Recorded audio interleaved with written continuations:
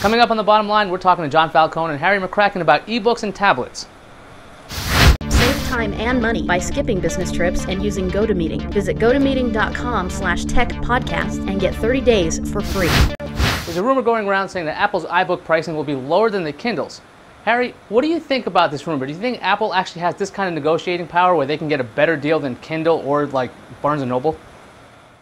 Well, Apple has certainly proved itself to be extremely adept at negotiating very favorable terms with the music industry and the movie industry. And it does sound like consumers are pretty sensitive to the pricing of the books, so it's certainly plausible. John, there's another rumor out there about books and slates and everything. HP is looking to undercut Apple's pricing on the iPad. Do you think the price is the issue with tablets, or do you think it takes a different approach to tablets at all for them to succeed? Because they failed for a very long time. And the HP Slate is just a Windows 7 tablet, whereas the iPad's a bigger iPod Touch. Do you think that this price thing will make a difference? I think price, it makes a huge difference. I think price of the media for ebooks and then price for the hardware does as well. And that's why, I think that's one reason why the Kindle is not a dead duck like everybody thinks, because that is actually, I think the price on that's going to go down to like $150 or maybe even lower very soon. And that's going to give a whole new life to that, even though it's not as well featured as the iPad. These Windows tablets can also compete on price, and they're going to have to, because I think at first glance the iPad is going to be a much more elegant device. Harry, what do you think about this whole pricing thing? I mean, if tablets get down cheaper than the iPad, do you think that people are going to flock to them? Or, I mean, is there a reason, like a fundamental flaw to tablet computers such that they've failed for years? I mean, Microsoft tried to push this out a long time ago, and they didn't really take off. Maybe with internet access all the time, is that really what's going to make the difference here? Or do you think this is dead too? I mean, we have about 20 years of history showing that consumers can't figure out why you'd want to buy a tablet. And I don't think that's primarily about pricing. I think it's mainly about functionality. And I think a lot of it has to do with the fact that no company has really figured out how to do an operating system for a tablet.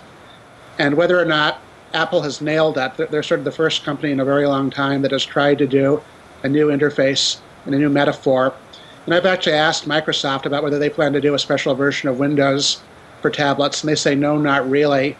So, I would tend to think that a cheap HP tablet that does not really have a unique interface is not going to be terribly exciting to people. What do you think, John? Do you think they actually need to do another special edition? I know that back when they had XP, they had so many flavors of it, including a tablet edition, that really relied on stylus input. Do you think that they need to go into this, maybe they use their brand new Windows Phone 7 and make that into a tablet interface, or do you think that Windows 7 is actually good enough? No, so first of all, I last week just got to play with a Windows 7 tablet. It was the Arcos 9. And it was not a very pleasant experience at all. It was really underpowered, and the screen was really bad. I mean, you couldn't do any of the cool multi-touch style things you'd want to, and the response was very slow. We didn't like that at all, pretty much.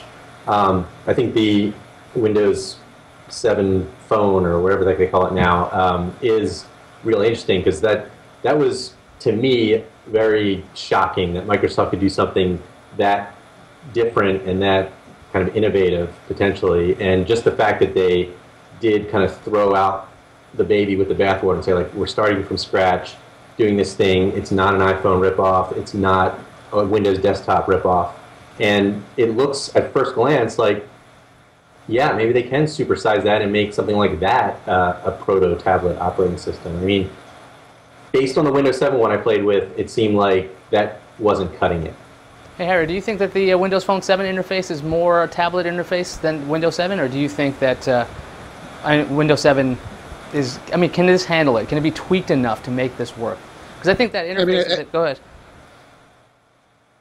Yeah, I think nobody knows all that much about the underpinnings of Windows Phone 7 series yet. But in terms of the interface, it's at least closer, because it's meant to be driven with a fingertip. And every mobile version of Windows up until now has still had things like the Start menu and tiny little menus and icons. And that was just never really a good approach to mobile computing. You always wanted something that had larger, easier to press things and was more touch-centric.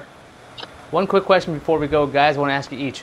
Do you guys foresee a time where either one of you will buy a tablet, let's say within the next 2 years? John? If it was under $400 and was actually more full feature than what we're seeing right now, possibly. Possibly. So that's not a definite answer of yes.